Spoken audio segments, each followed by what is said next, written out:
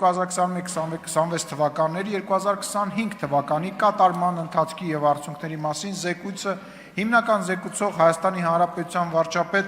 Նիկոլ Փաշինյան, մեծարգո պարոն վարչապետ, խնդրեմ համեցեք կենտրոնական ամբիոնի մոտ։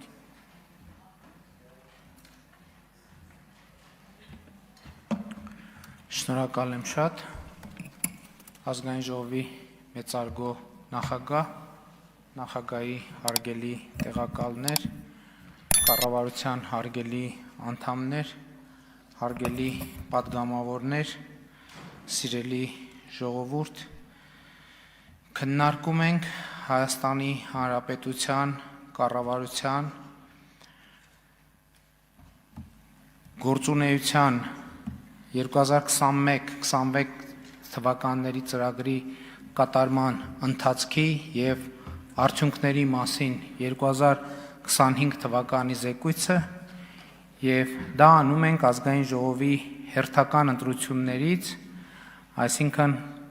2021-26 թվականների ծրագրի ժամկետի սպառումից ընդամենը 1.5 և 2018 թվականի 1.5 ամիս և 2018 թվականի ժողովրդական ոչ բռնի Թավշյա հեղափոխության 8-րդ տարեդարձից 25 օր առաջ։ Միանգամից պիտի արձանագրեմ, որ այսօր մենք ունենք բոլորովին այլ պետություն, քան ունեցել ենք 2018 թվականին։ Այսօր մենք անկախ ենք ավելի, քան երբևէ, ինքնիշխան ենք ավելի, քան երբևէ, պետություն ենք ավելի, քան երբևէ, ժողովրդավարական ենք ավելի, քան երբևէ, զարգացած ենք ավելի, քան երբևէ, խաղաղ ենք ավելի, քան երբևէ, բարեկեցիկ ենք ավելի, քան երբևէ, անվտանգ ենք ավելի, քան երբևէ։ Մի բան էլ ասեմ, երկարակյաց ենք ավելի, քան երբևէ, որովհետև 2024 թվականի արդյունքներով Հայաստանի Հանրապետությունում կյանքի միջին տևողությունը 78.6 է, ինչը բացարձակ ռեկորդային ցուցանիշ է Հայաստանի Հանրապետության գոյության ողջ ընթացքում և ինչքան հասկանում եմ ընդհանրապես վերջին նույնիսկ խորհրդային միության ժամանակների հետ համեմատ։ Եվ այսօր մեր պետության հեռանկարները որոշակի են ավելի, քան երբևէ, և սա առաջին հերթին Հայաստանի և Ադրբեջանի միջև խաղաղության շնորհիվ, որը հաստատվեց 2025 թվականի օգոստոսի 8-ին ԱՄՆ մայրաքաղաք Վաշինգտոնում նախագահ Թրամփի աջակցությամբ։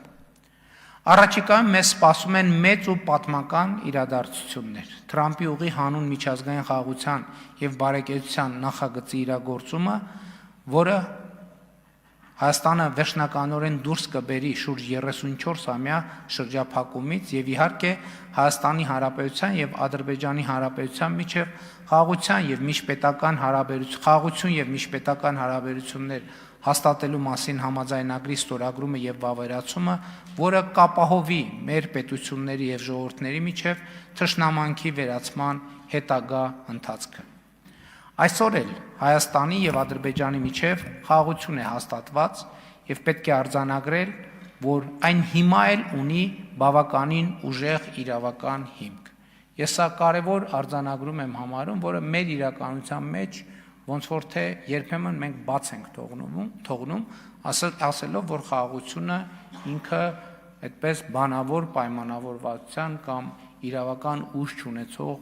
դեռևս փաստաթղթերի հիման վրա է, ձևավորված այդպես չէ։ Հայաստանի և Ադրբեջանի միջև հաստատված խաղաղությունը ունի նաև պարտադիր իրավական ուժ և տվյալ դեպքում ես նկատի ունեմ Հայաստանի Հանրապետության և Ադրբեջանի Հանրապետության սահմանազատման հանձնաժողովների համատեղ գործունեության կանոնակարգը, որը Հայաստանի և Ադրբեջանի միջև ստորագրված առաջին երկկողմ միջազգային պայմանագիրն է և որը 2024 թվականի աշնանը վավերացվել է երկու երկրներում, և հիմա թե Ադրբեջանում, թե Հայաստանում ունի պարտադիր իրավական ուժ։ Ուզում եմ հիշեցնել, որ այնտեղ, որտեղ որպես պարտադիր իրավական ուժ ունեցող դրույթ արձանագրված է, որ Հայաստանը եւ Ադրբեջանը համաձայն են երկու երկրների սահմանների սահմանազատման բազային սկզբունք ընդունել Ալմատիի հռչակագիրը։ Սա է իրականում խաղաղության անկյունակարը, հիմքը, որը, կրկնում եմ, ունի իրավական պարտադիր ուժ թե Հայաստանի Հանրապետությունում, թե Ադրբեջանի Հանրապետությունում։ Նաև ուզում եմ ընդգծել Հայաստան-Ադրբեջան սահմանի 12 կիլոմետրանոց հատվածի սահմանազատումը, դա էլ է շատ կարևոր գործոն Հայաստան-Ադրբեջան թշնամանքի հաղթահարման առումով եւ դրանով իմ համոզմամբ մեկնարկ է տրվել այդ թշնամանքի հաղթահարման եւ այն, որ Կիրանցի դպրոցը Ադրբեջանի հետ սահմանից 50 մետր հեռավորության վրա է գտնվում, այլևս սարսափելի չի հնչում Կիրանցի դպրոցի աշակերտների համար, սա իմ ասացի ամենավառ վկայությունն է։ Այսօր Կիրանցի դպրոցի աշակերտները Ադրբեջանից 50 մետր հեռավորության վրա դասի են գնում, 30 մետր հեռավորության վրա ֆուտբոլ են խաղում։ Սա խաղաղություն է։ Խաղաղությունը սա է։ Խաղաղությունը նաև այն է, որ արդեն ավելի քան 2 տարի Հայաստան-Ադրբեջան փոխհրաձգության հետևանքով ոչ զոհ ունենք, ոչ վիրավոր։ Հայաստանի Հանրապետության սահմանամերձ գյուղերում կրակոցի ձայներ չեն լսվում։ Ոչ միայն կրակոցի ձայներ չեն լսվում, այլև Հայաստանի Հանրապետության սահմանամերձ գյուղերում շուրջ ավելի քան 3600 նոր առանձնատներ են կառուցվում կառավարության նախաձեռնած տնաշինական ծրագրով, որ հանրության շրջանում հայտնի է որպես 16 միլիոնի ծրագիր։ Ավելի քան 3600 նոր տուն սահմանամերձ այնպիսի բնակավայրերում, հարգելի գործընկերներ, որոնց ճնշող մեծամասնությունում անկախությունից ի վեր գործնականում ոչ մի տուն չէր կառուցվել։ Հասկանում եք, 3600 տուն, նրանց մի զգալի մասը այնպիսի բնակավայրերում սահմանամերձ, որտեղ 30 տարվա, ավելի քան 33 տարվա պետության գոյության ընթացքում ոչ մի տուն չի կառուցվել։ Ավելին, հիմա այդ բնակավայրերում, նրանց մի մասում ոչ միայն տներ են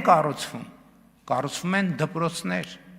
18 դպրոցի կառուցման նախագիծ է իրականացվում, 21 մանկապարտեզի կառուցման նախագիծ է իրականացվում այն գյուղերում, որտեղ անկախությունից ի վեր այն գյուղերի իհարկե կան առանձին վերցրած տներ, առանձին վերցրած գյուղերում։ Հիմա այդտեղ 18 դպրոցի շինարարության եւ 21 մանկապարտեզի շինարարության նախագիծ է իրականացվել,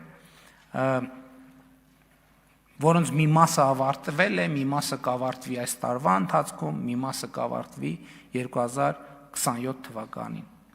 Հաստատված խաղաղության շնորհիվ այսօր Հայաստանի Հանրապետություն ադրբեջանական երկաթուղիով ապրանքներ են ներկրվում։ Ադրբեջանից նավթամթերք են ներկրվում Հայաստանի Հանրապետություն,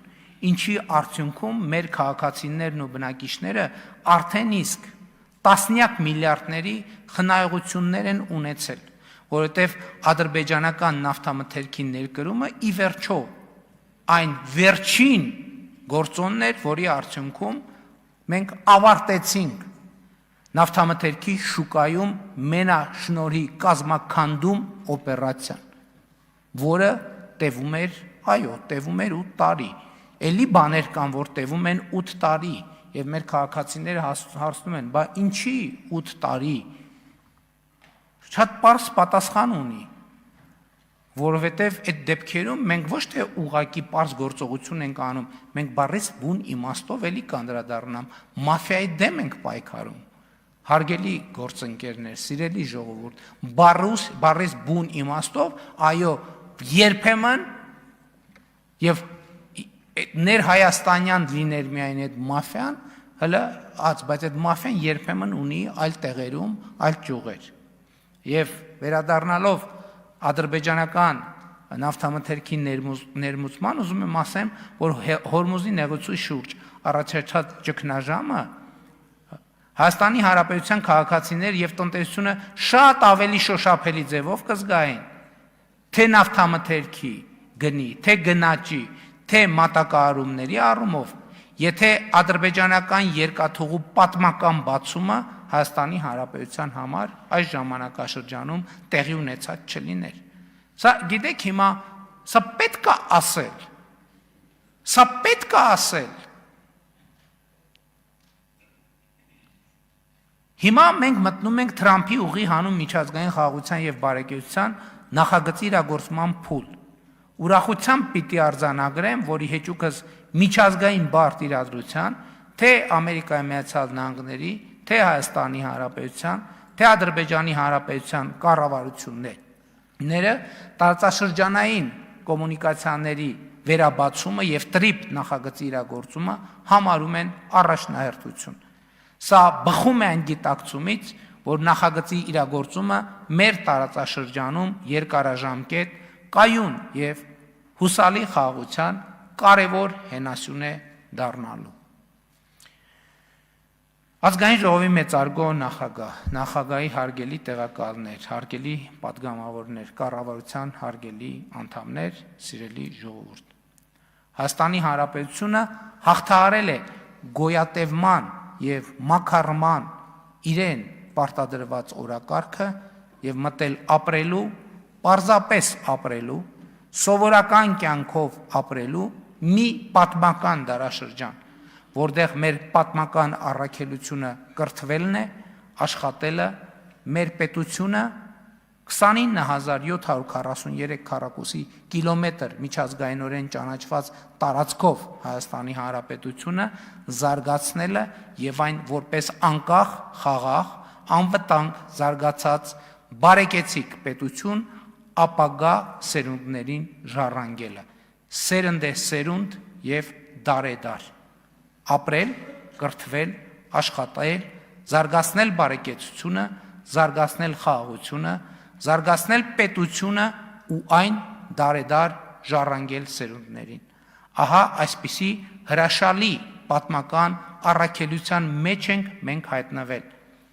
որն անվանում ենք պետության հարատևության օրակարգ։ Եվ հարգելի գործընկերներ, ես նկատի ունեմ ազգային ժողովի մեր գործընկերներին, կառավարության անդամներին,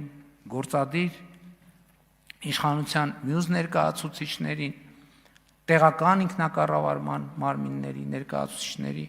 ուզում եմ բոլորիդ շնորհակալություն հայտնել այս շրջադարձային դարակազմիկ հանգրվանը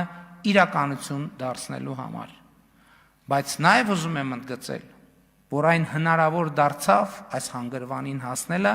առաջին հերթին ժողովրդի աջակցության շնորհիվ, որովհետև կառավարությունն ու խորհրդարանական մեծամասնությունը ոչինչ չէին կարող անել, եթե չունենային ժողովրդի մանդատը ու աջակցությունը։ Եթե չունենայինք լեգիտիմություն իրագործելու այն քաղաքականությունը, որը վարել ենք 2021 թվականից սկսած։ Իսկ այդ մանդատը հստակ եւ աներկբա արձանագրված է, եւ սա ուզում եմ այս նրբության վրա առանձնահատուկ ուշադրություն հրավիրել, իսկ այդ մանդատը հստակ եւ աներկբա արձանագրված է 2021 թվականի օգոստոսի 26-ին Հայաստանի Հանրապետության ազգային ժողովի կողմից հաստատված այն փաստաթղթում, որի կատարման ընթացքն ու արդյունքները քննարկում ենք հիմա։ Խոսքը կառավարության 2021-2026 թվականների ծրագրի մասին է, որում հստակ եւ աներկբա արձանագրված է։ Մեջբերում եմ. Հայաստանի եւ տարածաշրջանի համար խաղաղ զարգացման դարաշրջան բացելը այնուամենայնիվ արտահերթ ընտրությունների արդյունքներով ժողովրդի առաջ կառավարության ստանձնած մեծագույն առաքելությունն է, մեջբերման ավարտ։ Սա նշանակում է, որ մենք դեռևս 2021 թվականի օգոստոսին ենք հայտարարել, որ խաղաղությունն է լինելու մեր գերագույն նպատակը եւ այդ գերագույն նպատակը ահա իրագործված է։ Հարց է հնչում. ինչ գնով, այն գնով, որով հնարավոր էր դա իրագործել։ Այո, բազում զոհերի ու զոհողությունների գնով, բազում զրկանքների եւ տառապանքների գնով, դժոխքի միջով անցնելու գնով, բայց այսօր մենք ունենք այն, ինչ դեռ ի սկզբանե եղել է մեր գերագույն նպատակը՝ պետություն, խաղաղություն, զարգացում եւ հեռանկար, հորիզոն, անսահման հորիզոն մեր առջև։ Ղարաբաղը մերն էր եւ այլևս մերը չէ խոսույթը աշխարհքաղաքական թակարդում մեր գտնվելու փիլիսոփայությունն ու հայեցակարգն է։ Իրականությունն այն է, որ Հայաստանի Հանրապետությունը մերը չէր եւ այլևս մերն է։ Իրականությունն այն է, որ մեզ հայտնի բոլոր տարածքները հայկական վերահսկողության տակ եղել են մեր պետության, մեր ինքնիշխանության, մեր անկախության, մեր բարեկեցության, մեր անվտանգության ու մեր ապագայի հաշվին։ Ու մենք դա չենք հասկացել, հարգելի գործընկերներ։ Պիտի խոստովանենք, որ մենք չենք հասկացել դա։ Գուցե եղել են մարդիկ, որ հասկացել ու չեն բարձրաձայնել, որովհետև վախեցել են։ Եղել են մարդիկ, որ եւ հասկացել են եւ բարձրաձայնել, բայց նրանց կամ չենք լսել, կամ չլսելու ենք տվել, կամ լռեցրել ենք, համոզված լինելով, թե նրանք չեն հասկանում, թե ինչ են խոսում։ Մինչդեռ մենք,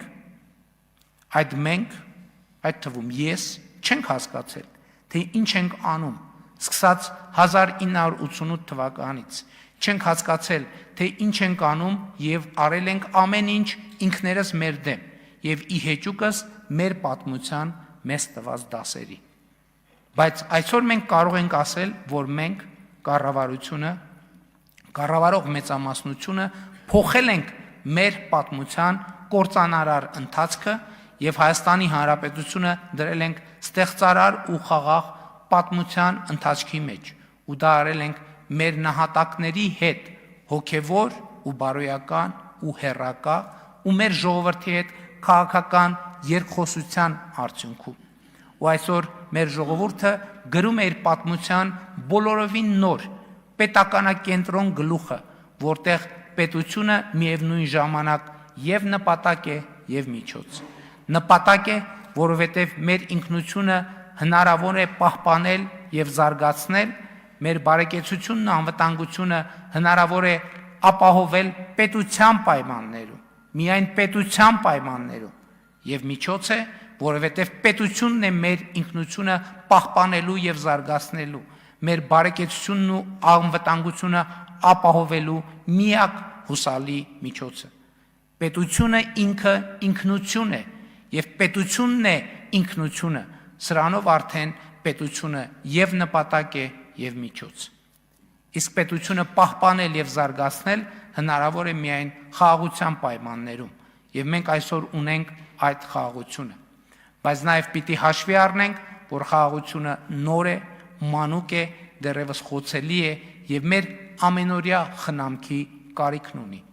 Մանավանդ այսօր, երբ այդ մանուկ խաղաղությունը դարձել է պատերազմի եռագլուխ կուսակցության ու նրանց սատարող ուժերի հիմնական թիրախը։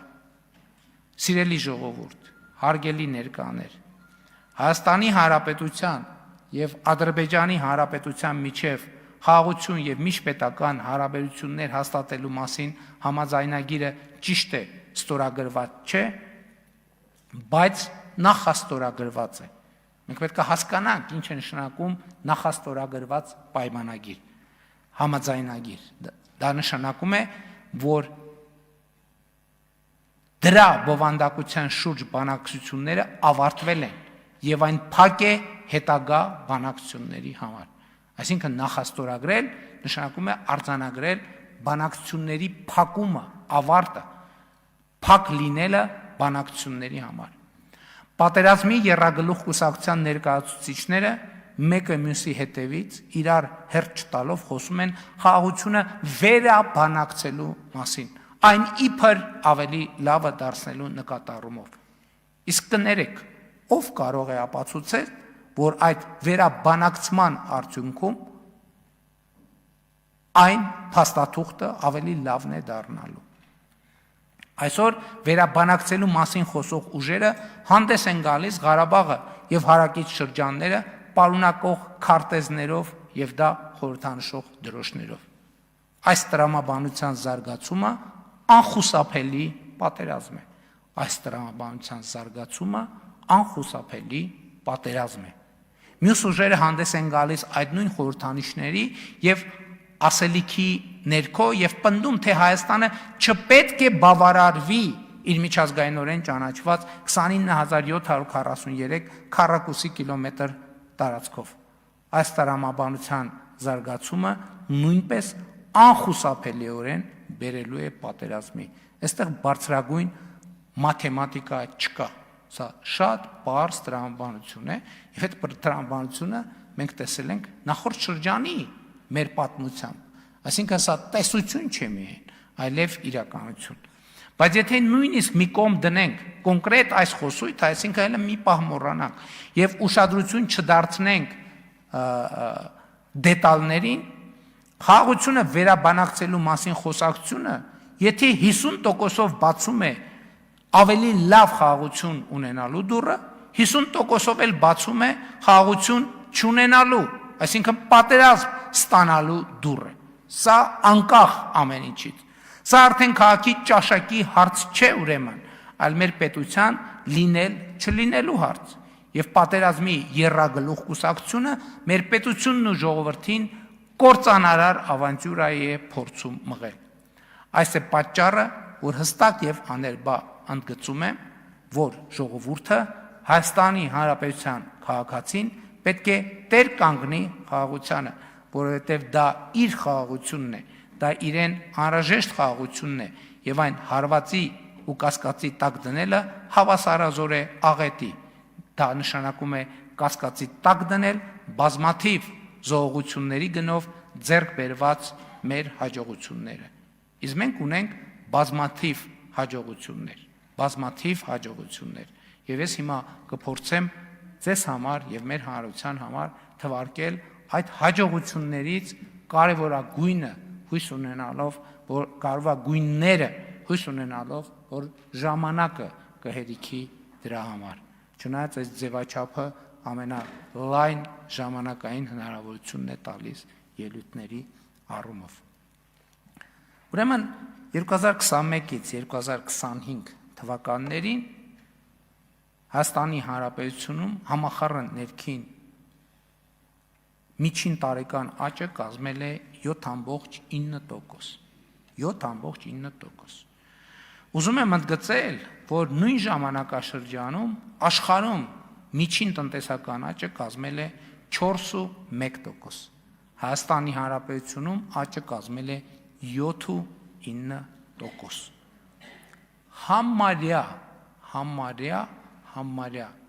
Համարյա կրկնակի ավել։ ԵԱՏՄ-ում նույն ժամանակաշրջանում միջին տնտեսական աճը կազմել է 3.1%, Հայաստանի Հանրապետությունում 7.9%։ Էս էլ համարյա կրկնակի ավել։ Այսինքն այնտեղ կրկնակից մի քիչ պակաս էր, այստեղ կրկնակից շատ ավելի ավել էր։ Եկեք որ շատ թվաբանության մեջ չմտնենք, երկու տեղն էլ կրկնակի ավել, համարյա։ 2025 թվականին պետական բյուջեի եկամուտները 2017 թվականի ցուցանիշը ինչից ավել են 2.3 անգամ, կամ 1 տրիլիոն 648 միլիարդ դրամով, կամ 4.3 միլիարդ դոլարով, 4.3 միլիարդ։ Էս էլ այն թեմայի շարունակությունն է, բա գողացվածը հետ բերել եւ այլն, շարունակության մի մասն է, այս մյուս մասերն է կանդրադառնալ։ Այս 4.3 միլիարդ դոլարը որտեղից հայտնվեց։ Հայտնվեց այդ բոլոր գողանալու սողանցքները սենց հատիկ համբերատար փակելու առումով։ Կապիտալ ծախսերը 2017 թվականի նկատմամբ, այսինքն կապիտալ ծախսերը դպրոց, մանկապարտեզ, ճանապարհ, ջրագիծ եւ այլն եւ այլն 29 անգամ աճել են 2025 թվականին։ Եվ սրանք 17-ը 25-ի համեմատ, 25-ը 17-ի համեմատ, բայց սա տարին տարվա հետ համեմատելու տվյալներն են։ Բայց կൂട്ടակային տվյալները իրանք ավելի են, այսինքն մենք վերցնում ենք մի տարի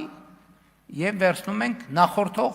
հեղափոխության նախորդող մի տարի։ Հիմա երբ որ ժամանակաշրջաններն ենք վերցնում, այդտեղ պատկերը էականորեն ավելի տպավորիչ է։ 2017 թվականի համեմատ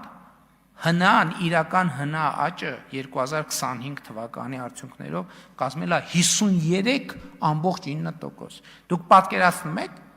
17 թվականի անցնելով կոവിഡ്ի եւ պատերազմի միջոցով մենք սա իրական հնա, սա անվանականը չի, որովհետեւ անվանականը կրկնապատիկ եւ ավելա 53%-ով մենք մեր երկրի տնտեսությունը մեծացրել ենք։ Իմիջիայլոց նույն ժամանակաշրջանում աշխարհում միջին տնտեսական աճը 2016-ից 25 թվականներին կազմել է 3%, Հայաստանում 5.8%։ Այսինքն սա էլ մի ցուցանիշ է, որը հիշարժան է։ Նույն ժամանակաշրջանում ԵԱՏՄ-ում 2018-ից 25 թվականներին տնտեսական աճը կազմել է 2.3%, Հայաստանում 5.8%, ավելի քան կրկնակի։ Նույն ժամանակաշրջանում մենք Հայաստանում ստեղծել ենք 288,000 աշխատատեղ։ Պատկերացնում եք 288,000 աշխատատեղ։ Ընդ որում, սա ոչ թե այն վիճակագրությունն է, որ կարող են ասել դե թիվը ասել են էլի, այս 200 որ անհրաժեշտություն լինի, այս 288,000 թիվը մենք կարող ենք անհատականացնել անուն ազգանուններով։ Ովքեր են 288,000 մարդիկ, որովհետև սա մի թիվ է, որ արտահայտում է այն աշխատատեղեր, որը գրանցված են եղել, աշխատավարձ են ստացել, եկամտային հարկ են վճարել եւ այդպես շարունակ։ Այսինքն սա թիվ է, որի ամեն միավորի ներքո կա կոնկրետ անուն ազգանուն։ Ընդ որում, միջին ամսական եկամուտը 2017 թվականի համեմատ աճել է 87%-ով։ Համախառն գնաճը նույն ժամանակաշրջանում կազմել է 29%։ Եվ նաև էսա պատճառը, որ մենք ասում ենք, եւ այս թվերը ցույց են տալիս աներկբա, որ 2018 թվականի համեմատ աշխատող մարդիկ առնվազն 55 եւ ավել տոկոսով ավելի լավ են ապրում։ Այս ցուցանիշը հիմնավորվում է բազմաթիվ տվյալներով։ Նախորդ տարի զեկույցի քննարկման ժամանակ ես մի հաշվարկ էի արել, ցույց տալով, որ հեղափոխության արդյունքում 2018 թվականից 2024 թվականը պետական բյուջե լրացուցիչ մտել է 4.2 միլիարդ դոլար։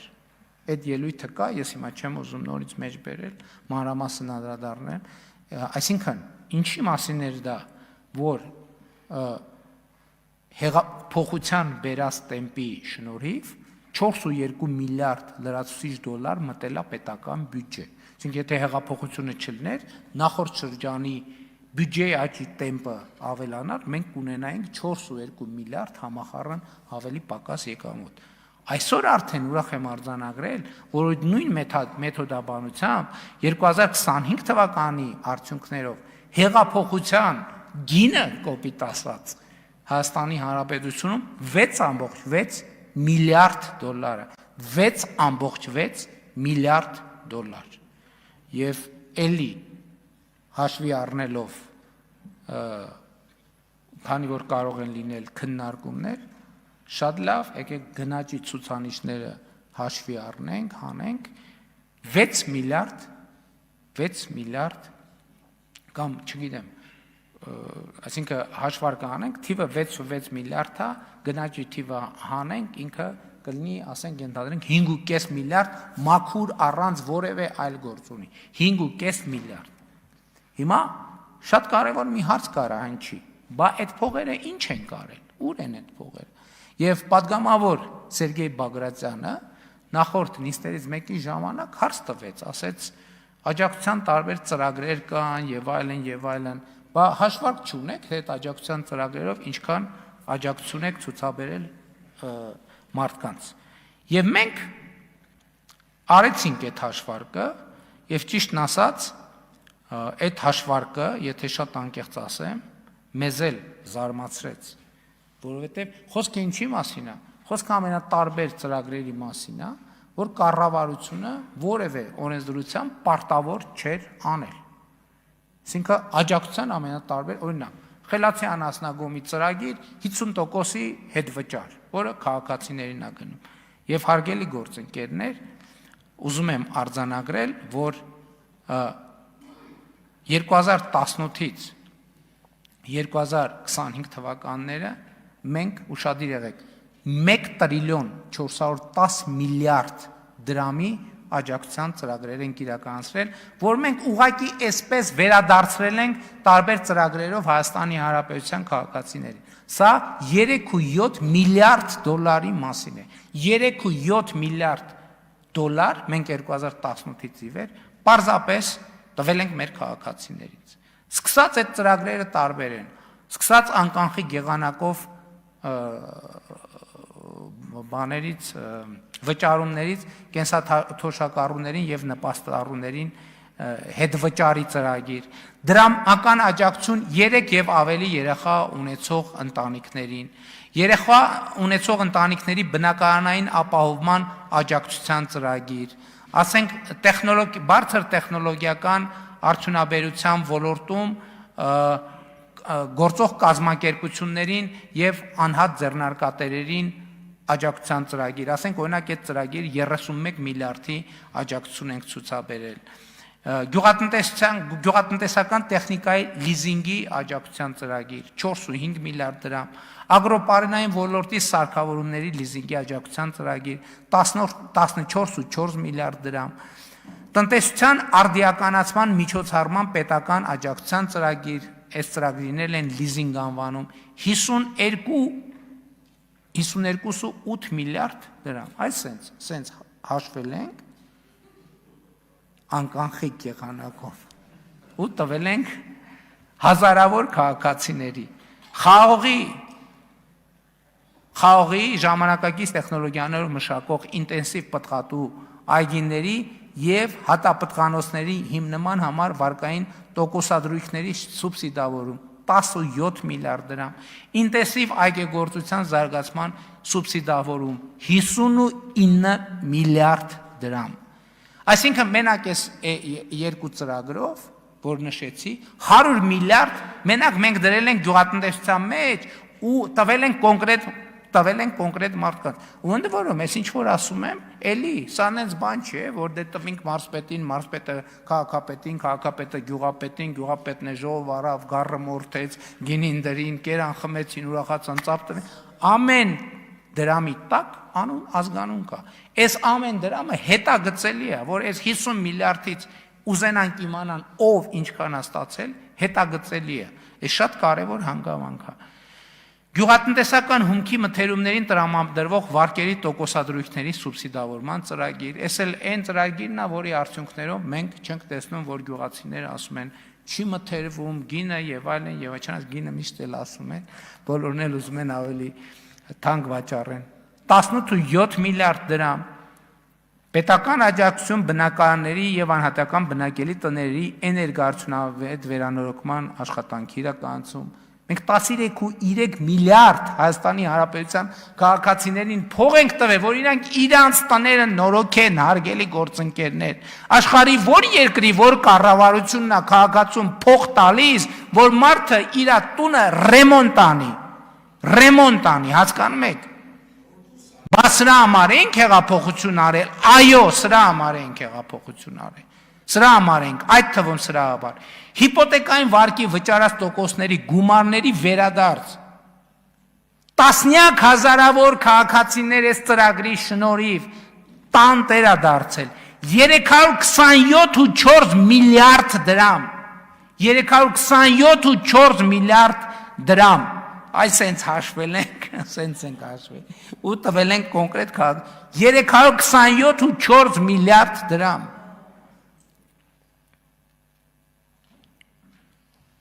հայտարարատու համարվող անձանց օրենսդրությամբ սահմանված սոցիալական ծախսերի ուղղություններով կատարված ծախսերի փոխհատուցում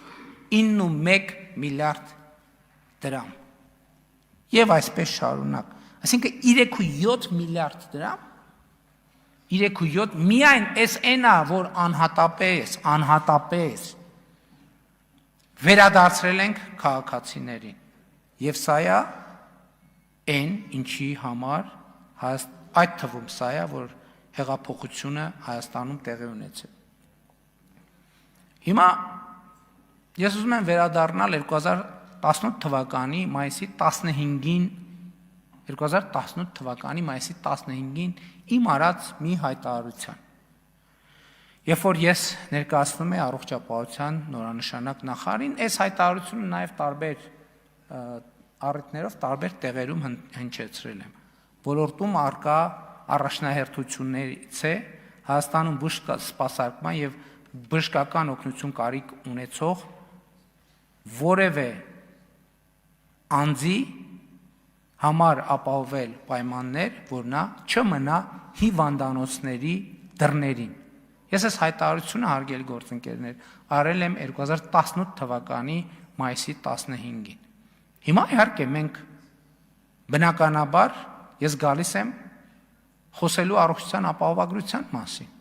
բայց ես ուզում եմ նաև հարց կհնչի։ Այս հայտարարությունը արել եմ 2018 թվականի մայիսի 15-ին, բայց չէ առողջապահության ապահովագրությունը մտել 2026 թվականի հունվարի 1-ին, որովհետև մենք ճանապարհ ենք անցել, որովհետև եթե առողջապահության ապահովագրություն ներգրենք 2018 թվականի հունիսին կամ 19 թվականի հունվարի 1-ից առողջապահության համակարգը կփլուզվեր։ Բայց դրանից առաջ մենք ինչ ենք արել։ Մենք նախ պետպատվերի համակարգը փուլ կամանց ընդլայնել ենք։ Հաջորդ փուլով օֆերտայի համակարգն ենք ներդրել։ Այդ ընթացքում ամեն անգամ աղմուկներ սոցիալական ցանցերում էլեկտրոնային առողջապահության համակարգն ենք զարգացել։ Հիշում եք աղմուկները, որ վա, ես էլեկտրոնային դեղատոմսեր ես, ինչա, մարդկանց եւ այլն եւ այլն։ Եթե մենք էլեկտրոնային դեղատոմսի համակարգ չունենայինք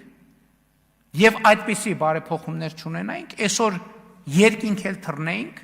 չենք կարող ունենալ առողջության ապահովագրության համակարգ։ Եվ բոլոր այն բարեփոխումները, որ ցավոտ են եղել, որ մեզ քննադատել են, այդ ամեն ինչը մենք կներեք բուլդոզերով ճանապարհ ենք հարթում դեպի այսօրվա արդեն իսկ հաստատված անշրջելի իրողություն։ Իսկ այդ իրողությունը մենակ քաղաքական կարգախոս չի։ Ես արդեն ասացի, կյանքի միջին տեղողությունը այդ բուլդոզերի աշխատանքի ընթացքում Հայաստանում հասել է 78.6։ Սա դեռ առողջության ապահովագրության համակարգը ներդրված չի, այլ ընդամենը մենք քայլում ենք դեպի այդ ուղղությամբ եւ արդյունքում ինչ ունենք 2017 թվականի համեմատ առողջապահության բյուջեն Հայաստանում Հանրապետությունում 2.6 անգամ աճել է, 157%-ով աճել է։ Եվ հիմա հիմնական խնդրեմը, որի մասին մենք սովորաբար խոսում ենք, թե դե կառավարությունը էլի թվերա, որ ասում է, թիվը ասում են, բայց ինչ կապ ունի դա մարդկանց հետ։ Այդ կապը շատ կոնկրետ է։ Ինչալոց ասեմ, եթե հետևում եք, նրանք ովքեր հետևում են մեր մարզային այցերին, դա ամենահաճախ լսվող խոսակցությունն է, երբ որ մարդիկ մոտենում են, երեգել Արարատի մարզում մարդը մոտեցել, ասում է վերջին, ինքը իր ձևակերպումը, ասում է վերջին մի ամսվա մեջ դուք իմ վրա 1 միլիոն դրամի ծախս եք արել։ Ինչ նկատի ունի քաղաքացին։ Ես ուզում եմ ձեզ ասել, օրինակ, հունվարի 1-ից մինչև 3 Հայաստանի Հանրապետությունում 439 թոշակառու անձ 65+ տարիքի 439 անձ ստացել է 4 միլիոն դրամ եւ ավելի արժողությամբ առողջապահական ծառայություն։ Հասկանում եք, 439 մարդ պետությունը Հայաստանի Հանրապետությունը այդ մարդու մահճակալի կողքը նստել է եւ 4 միլիոն դրամի ծառայություն ամատուցել։ 1133 65+ տարիքի մարդ ստացել է 2 միլիոնից 4 միլիոն դրամ արժեքով ծառայություն։ 4721 մարդ, այս թվերը, նրանք ովքեր այս թվերը կասկածի տակ առնեն, մենք կարող ենք անուն ազգանունները, չէ, մի րոպե, բժշկական գաղտնիք, բժշկական գաղտնիք, հա, բայց մեծ հաշվով, այո, կարող ենք քննիչ հանձնաժողով օրինակ, եթե մի հատ հրատապ ձևավորվի, գույս ունենք մեր ընդդիմությունը, եթե ուզում է, մի րոպե, որը ասցի, 1133 մարդ, 2 միլիոնից 4 միլիոն դրամի ծառայություն, 4721 մարդ 65+-ների մասին եմ ես հիմա միայն խոսում, 1 միլիոնից 2 միլիոն դրամի